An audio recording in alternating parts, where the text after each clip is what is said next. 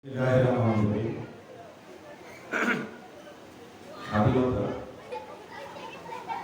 আমরা স্বাধীন বাংলাদেশের নাগরিক।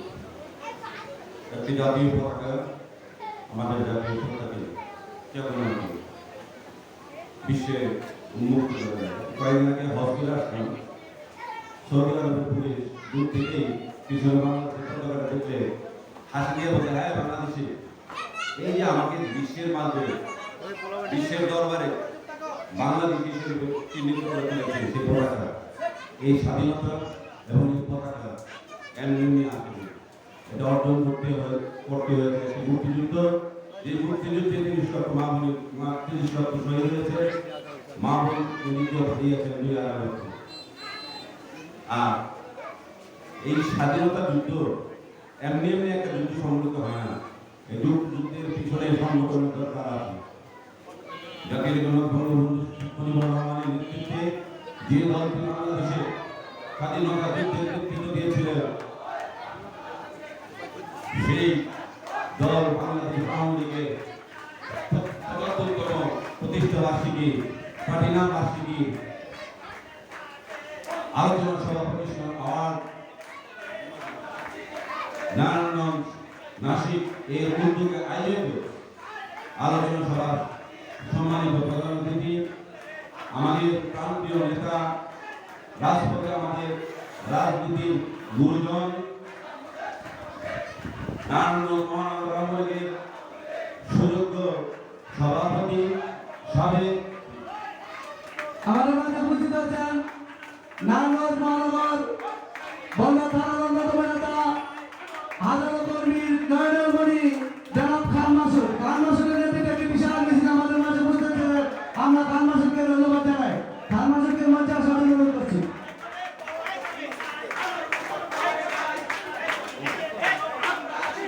এদেশ মহান আওয়ামী লীগের সাধারণ কাউন্সিলর সাহেব থেকে মঞ্চে আসার জন্য অনুরোধ করছি।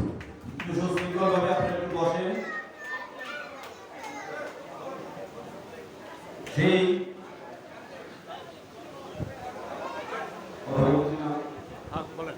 আমাদের প্রান্তীয় নেতা, সাবেক জেলা পরিষদের সুযোগ্য চেয়ারম্যান জনাব আনোয়ার হোসেন আনোয়ার ভাই মঞ্চে উপস্থিত আছেন। প্রধান বক্তা হিসাবে যখন রাজনীতি করতাম একসাথে, রাজপথের সৈনিক, পরবর্তী সময় চাকরি চলে যাই, আবার ফিরে এসেছি।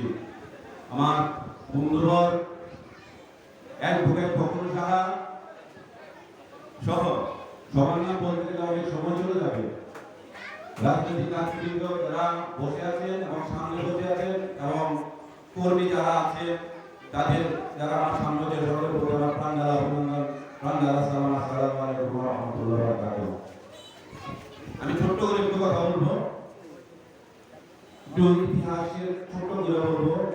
এই প্রতিষ্ঠা বার্ষিকী সম্পর্কে আমাদের সিনিয়র নেতা যারা আসছেন ওনারা বিস্তারিত বলবেন।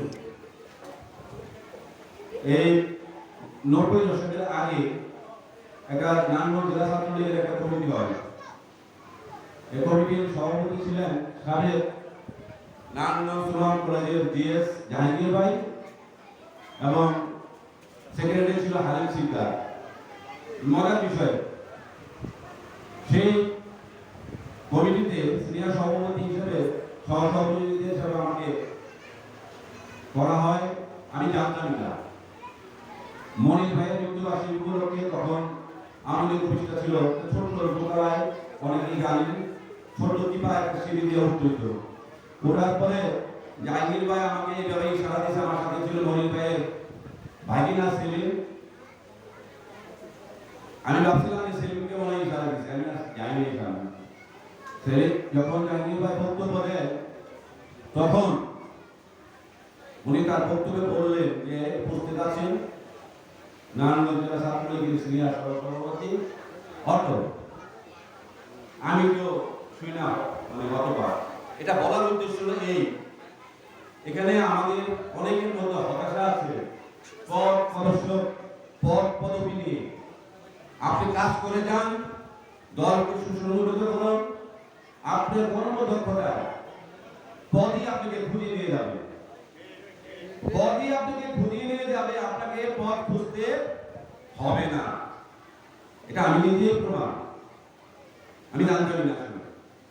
যাই হোক, আসলে আমরা গর্বিত এই প্রতিষ্ঠা, একটা দলের প্রতিষ্ঠা বার্ষিকী করার জন্য যে দলটি সৃষ্টি হয়েছে আমাদের নারায়ণগঞ্জের সন্তান হিসেবে আমি গর্বিত। কেননা যে নারায়ণগঞ্জের সৃষ্ট দল বাংলাদেশ আওয়ামী লীগের নেতৃত্বে এই দেশের স্বাধীনতা পেয়েছি আমরা, এই স্বাধীনতা পেয়েছি থেকে জাফরের সাথে 32 বছর তুমি অস্বীকৃতি করতে পারছি, নাহলে পাকিস্তানে গেলে আমরা আন্দোলন থাকা উচিত হয়। এগুলো আমাদেরকে রিয়েলাইজ করতে হবে। তবে দুঃখের বিষয় একটা, আমরা জানি কেন সবচেয়ে জনবান্ধব যে দলটি বাংলাদেশ আওয়ামী লীগ, সবচেয়ে বড় যে দলটি, সেই দলটি আস্তে আস্তে আস্তে কেন আমরা জনগণ থেকে দূরে চলে যাচ্ছি। আমাদেরকে মানুষের সাথে থাকতে হবে, জনবান্ধব যে আমাকে নির্দেশ শর্ত দেওয়ার জন্য একটা আহ্বান রাখি, আমরা যেন মানুষের সেবা করতে পারি, মানুষের সাথে মিশতে পারি, মানুষ যেন আমাদের কর্মকাণ্ডে আকৃষ্ট হয়ে এই দলকে সুসংগঠিত করতে পারে। আমি বলে দিই একটা জিনিস আপনাকে সবাইকে বলতেছি, আমরা যারা বাংলাদেশ আওয়ামী লীগকে ভালোবাসি, শেখ হাসিনাকে ভালোবাসি, আমরা আমাদের অস্তিত্বের জন্য আমাদের এই দলটাকে টিকায় রাখতে হবে। আপনার পদ পদবি নয়, আপনি যে শান্তিতে ঘুমাইতে পারতেছেন বাংলাদেশ আওয়ামী লীগ ক্ষমতায় থাকার কারণে, এই জন্যই আপনাকে বাংলাদেশ আওয়ামী লীগকে ক্ষমতায় টিকায় রাখতে হবে, সেটা যে লড়াই হোক। আপনি বুঝতে পারতেছেন না, কোন কারণে আল্লাহ না করুক যদি এই দল ক্ষমতা থেকে চলে যায়, আপনি কিন্তু শান্তিতে বাসা ঘুমাইতে পারবেন না। আপনার শান্তির জন্য, জনগণের শান্তির জন্য আপনাকে এই দলকে সুসংগঠিত রাখতে হবে, পথ পদ্ধতির জন্য না, আপনার অস্তিত্বের জন্য আপনাকে টিকে থাকতে হবে। এক, 2 নম্বর কথা হল ভাই, সবচেয়ে বড় কথা যেটা সত্য কথা, যে বাংলাদেশ জননেত্রী শেখ হাসিনার নেতৃত্বে বাংলাদেশ আওয়ামী লীগ ক্ষমতায় আসার পর থেকে বাংলাদেশের যেভাবে উন্নয়ন হচ্ছে, অন্যান্য দলগুলো যে সহ্য করতে পারছে না, বিভিন্ন অপপ্রচারণায় তারা লিপ্ত আছে। এই জন্য জনবান্ধব হয়ে মানুষের কাছে অরিজিনাল বাংলাদেশের যে উন্নয়ন হাসিনা সংগঠিত করছেন, বাংলাদেশের উন্নয়ন যেভাবে উনি আগায় নিয়ে যেতেছেন, সেই জিনিসগুলো আপনাদেরকে মানুষের মাঝে সেই জিনিসগুলো প্রচার করতে হবে। প্রচার করলে ভ্রান্ত ধারণা অন্য কেউ তাদের মধ্যে ছড়াতে পারবে না। পরিশেষে আবারও একসাথে মিলে নিজের অস্তিত্ব টিকে রাখার জন্য আমাদেরকে সসংগঠিত হয়ে একত্রে কাজ করার জন্য আমাদের কাজ করতে হবে, এই প্রত্যাশা রেখে